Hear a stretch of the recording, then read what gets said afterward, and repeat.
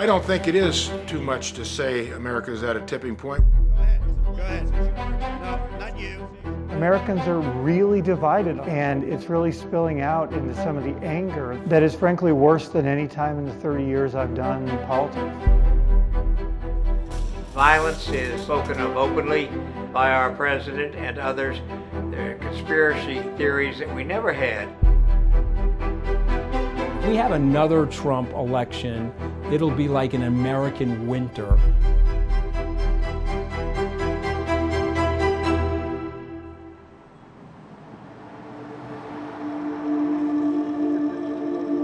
In March, with the lockdown and COVID-19, gun sales went through the roof, so to speak. But when the riots started occurring, people got nervous and started going to the gun stores to actually stocking up because of the climate in the United States had them nervous. We have our handgun section, and on this wall we have our tactical gun. Where normally we had 1,000 guns in the store, we probably have 200 now. It has really affected our inventory.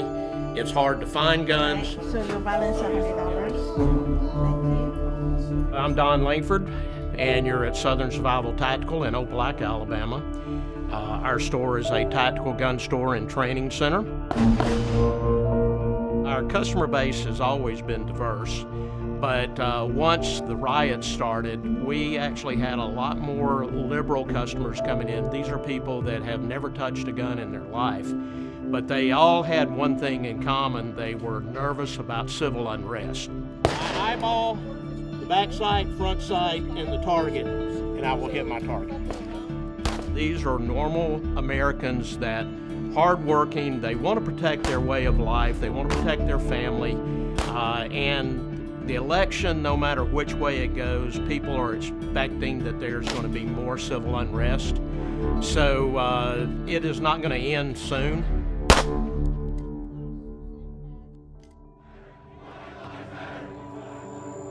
America is fighting so many crises simultaneously. There's unrest on a scale not seen for decades.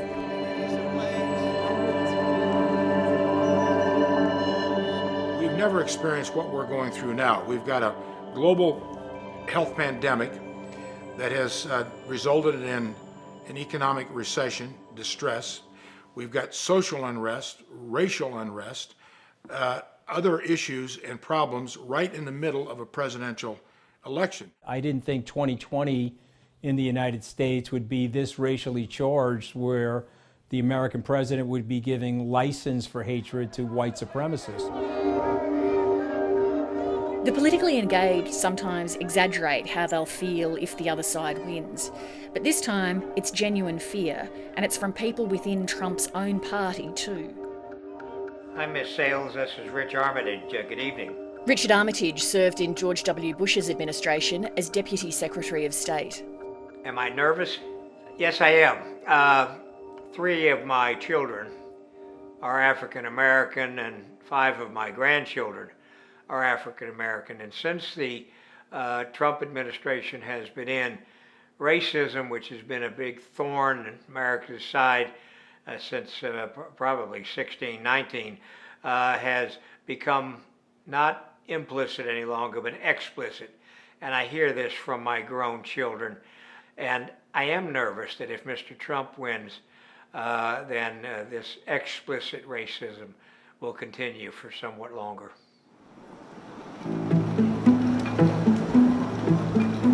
Nobody knows how these people are voting, and after 2016 there's scepticism about the accuracy of opinion polls.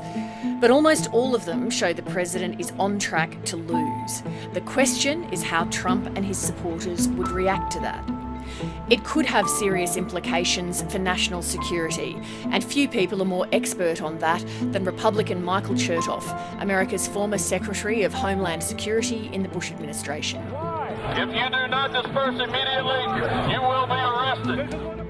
Well, I mean, we have seen an uptick in extremist domestic violence, particularly of the extreme right-wing variety. And certainly one thing that Donald Trump has done is he has signaled, without much subtlety, his desire to encourage those people, to use his own words, to, quote, stand by. Proud Boys, stand back and stand by. So I am concerned that we could have an uptick of violence.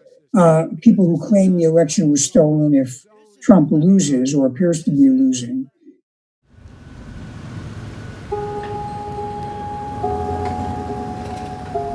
In this Latino neighbourhood in Houston, there's a potentially powerful bloc of voters, but attempts are underway to clip their turnout. Since the turn of the century, the Republicans have faced a real electoral dilemma. The country is becoming more multiracial and they have been becoming more white.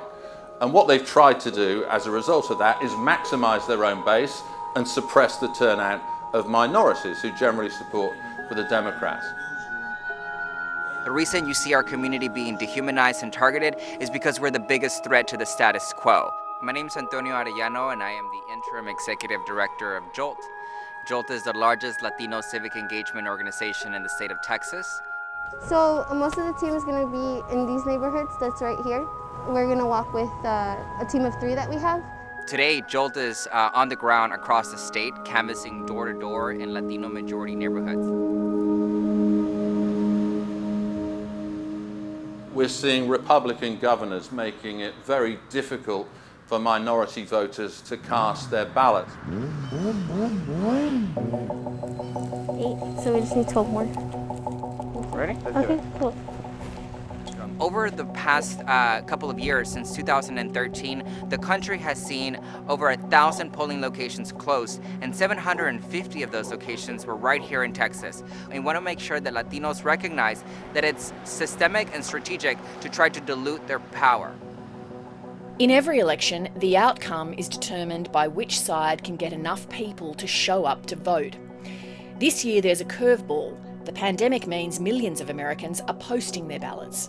I think the Democrats are really pushing early voting in any fashion. They don't want just to win, but they want to win big because they are afraid that Donald Trump is going to be, the election will be close, and that he will tie all this up in the courts, that he won't, as he said before, that he won't accept the election results. We got politicians out here getting paid to do nothing.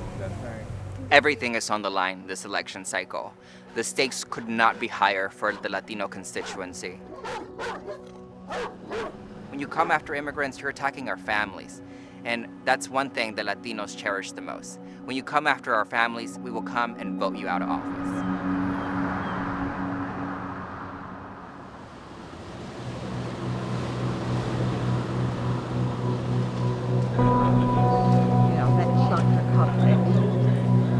Yeah, I'm gonna go ahead and get a lunch, please. All right, I'll take this right here, yep. So this side over here is the women's area. And what we have is a cot in the middle of the room. My name's Bob McElroy, I'm president of the Alpha Project. This is the men's area over here.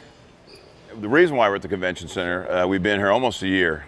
As this pandemic started to spread, health officials knew that we had to have more social distancing. We had 6 feet apart. We had no place else in San Diego to do it than other here at the convention center. At one time, we had about 1,300 homeless people on the convention center grounds. Big screen TVs. that's big screen. Out here is all the showers.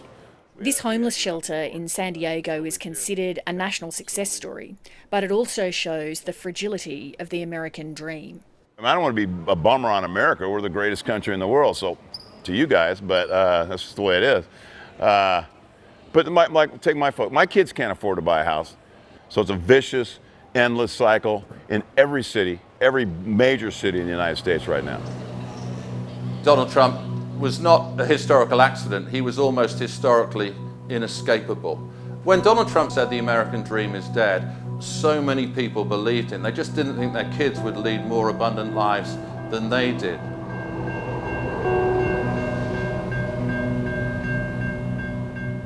America's economy has taken a battering recently, but the truth is inequality has been worsening for decades. The difference between rich and poor has never been greater, and the pandemic's accelerating a trend that's causing the middle class to thin out. I mean, we don't have them, but we have the rich and the poor nowadays, and the middle class that pays all the taxes, we're crushing our middle class.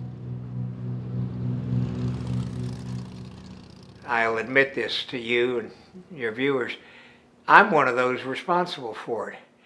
For years, my colleagues and I, we worked hard. We worked hard on alliances. We worked hard on free trade agreements. We worked hard on all of these different negotiations. And there were always winners and losers. We never really accurately considered that 30, sometimes 35% of our population was not winning. Trust in government is in long-term decline too. Just 17% of Americans say they now trust the government to do the right thing. You can watch any campaign season and all these promises are always made, but nothing ever changed, and it usually gets worse. This incident has made the American public... The only job in my career that I've ever desperately wanted was to be the ABC's Washington correspondent, and that's because I love America. Its history, its culture, its people. I love it so much. Oh, it's beautiful, Mike, it really is. The best of America is truly exceptional, but the worst of it is heartbreaking, and that's been magnified in recent years. So many people who love America are hoping for the best at the moment, but bracing for the worst.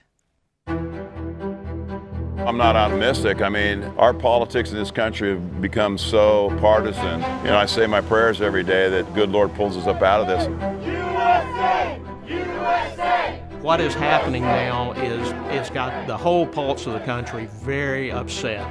I hope to God that it ends soon. We get back to some kind of normalcy. I have never felt more stressed under the presidency of anyone in my entire life. There's much disaffection in this country. People are not happy, and people are upset.